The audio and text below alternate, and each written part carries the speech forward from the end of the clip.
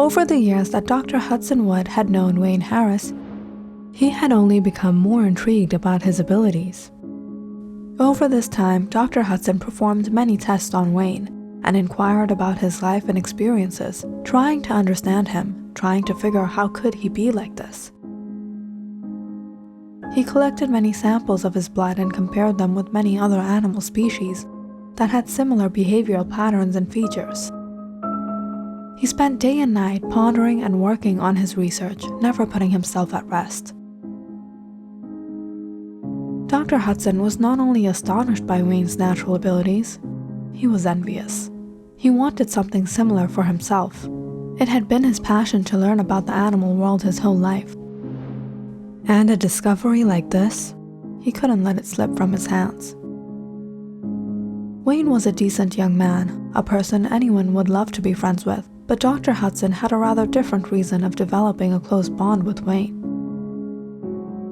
The closer he got to Wayne, the more Wayne revealed all his secrets to him, and the more information Dr. Hudson was able to collect to perform his experiments.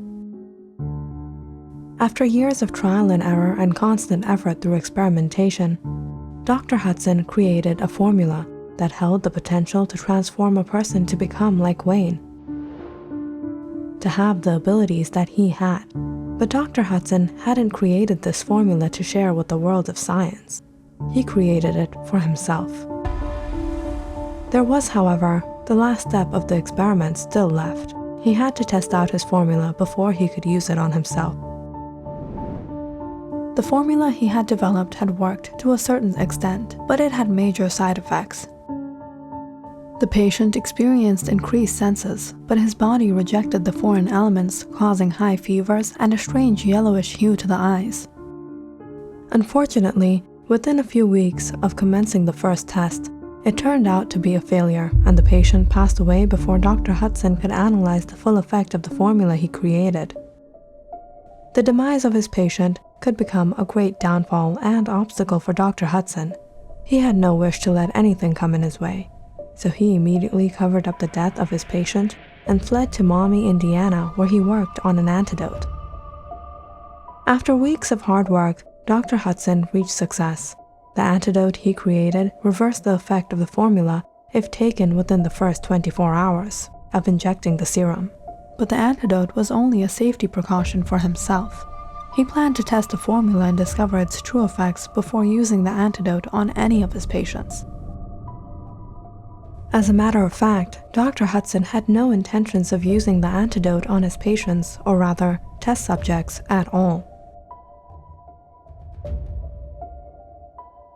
Dr. Hudson hid the antidote in a secret bank locker in Maumee, Indiana, after which he returned to California to visit someone that would play a very vital role in his whole plan. Henry Connery, the one person he trusted to come in his time of need, just in case the serum turned out to be a failure when he would finally use it on himself.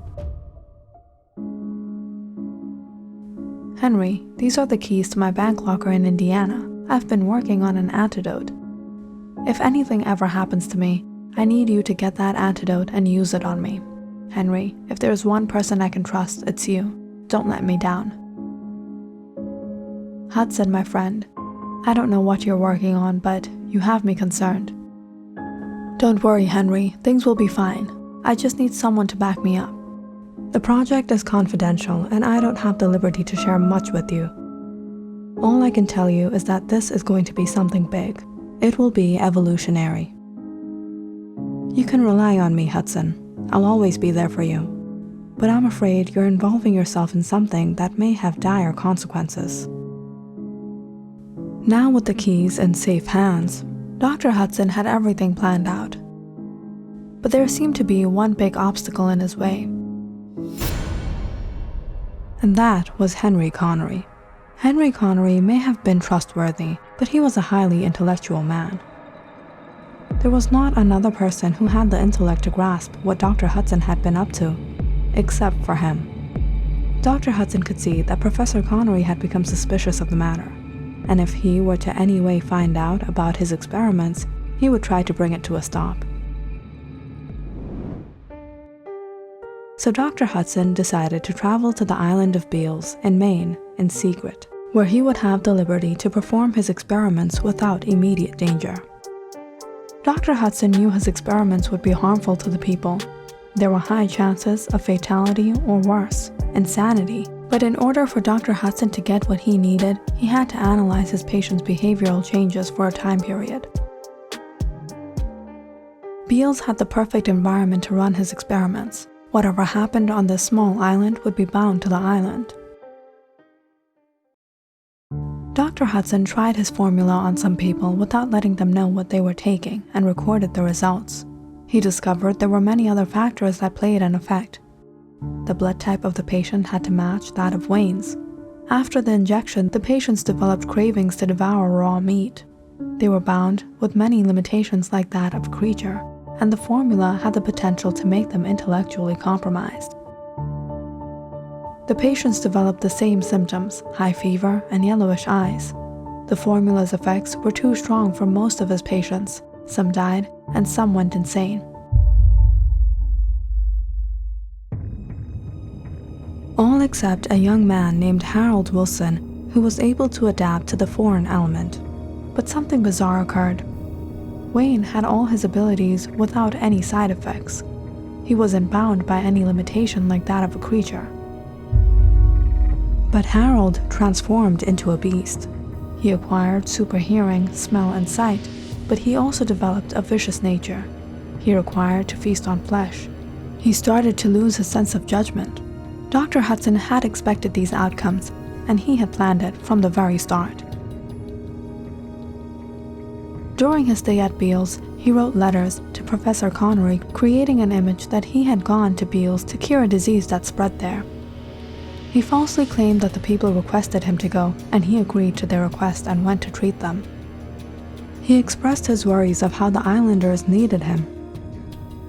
And in the midst of all of this, he staged his disappearance to make it seem that he was murdered. But in truth, Dr. Hudson was only working undercover. After following the effects of the formula on Harold, he came to realize without providing his body with the needs he now craved, he wouldn't survive. So Dr. Hudson created another serum that would allow Harold to adapt to his new form. The serum that was required to survive after the initial transformation was completed. He was able to tame the young man, providing him with his needs in order for him to survive. And in return, Harold worked with Dr. Hudson, helping him continue his experiment, infecting more test subjects in Beals, so he could perfect the serum. Now all that was left in Dr. Hudson's plan was for Professor Connery to fall into his trap. Dr. Hudson knew that Professor Connery would come to Beals when he heard of his sudden death, and when he did, he would finish him forever, leaving no obstacle in his way. But things didn't turn out as planned when Professor Connery sent Wayne Harris to Beals to investigate the matter. Dr. Hudson, or should I say doctor at all, you've done a horrible thing. These people trusted you, and you took advantage of them. You not only betrayed them, you betrayed the people who always stood by you. You betrayed your friends. Friends? And what kind of a friend is Henry? I thought he would come here when he heard the news of my death. I never expected him to send you. I'll give you one last chance, Wayne. Hand over the briefcase, Dr. Hudson sternly said. Suddenly, Wayne took in a deep breath as he started to laugh. Oh, that's a sweet, sweet smell. Dr. Hudson, you may be a mastermind, but you're up for one surprise.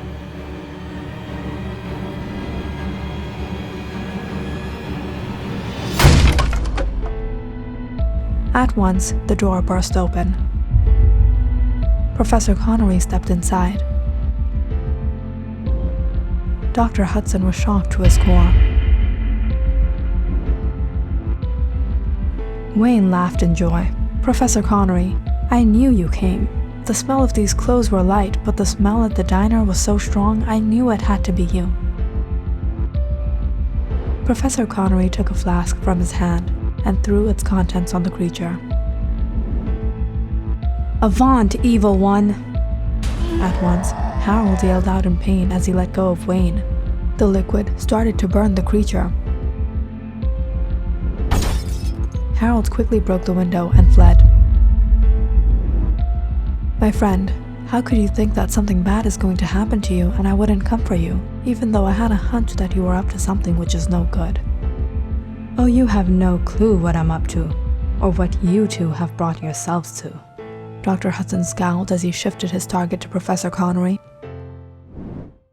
Wayne quickly knocked over Dr. Hudson's hand. Dr. Hudson yelled out in rage. He was unarmed, he was helpless, but this wasn't over. He ran towards his shelf and grabbed his formula. Within seconds, he injected the serum in his arm.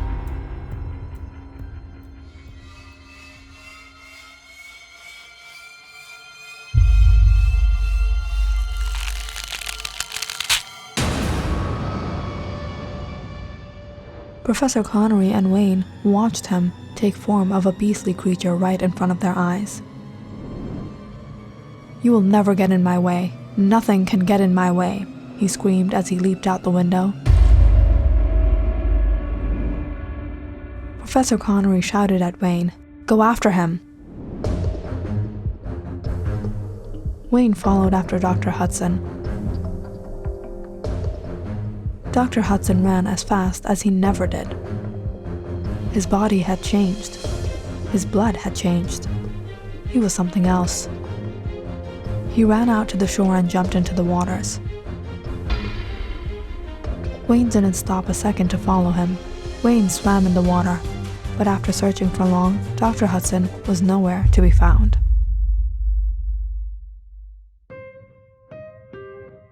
Despairingly, Wayne returned to the cabin. Professor Connery was waiting for him. "Dr. Hudson is gone. I couldn't find him." Professor Connery sighed. Sometimes, envy even influenced the best of people. We've lost a dear friend. He was among the best people I knew. Or at least, he used to be. "But Professor Connery, how did you find me?" "When I heard about the break-in, I came here and found your friend Dana all alone. When she informed me you had gone into the woods, I got a feeling you were in trouble. I also got a feeling you were following me, but finding me in these dense woods was an impossibility." Professor Connery chuckled. "Let's just say you're not the only one with extraordinary abilities, my friend."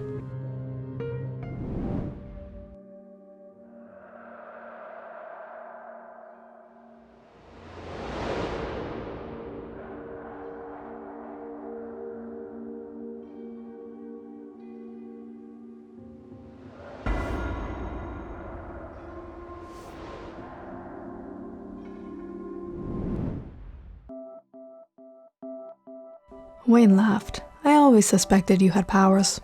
Wayne and Professor Connery spoke about all that had happened in the past few days. They returned to town where Dana waved at them from a distance.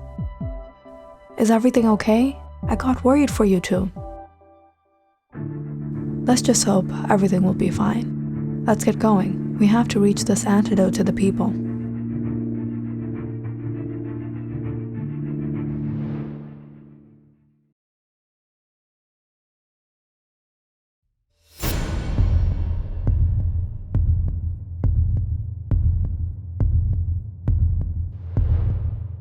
You may have won this time, but this isn't the end.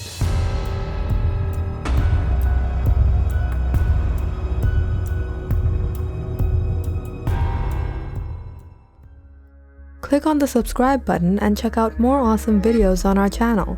And don't forget to press the bell icon because you know it's interesting.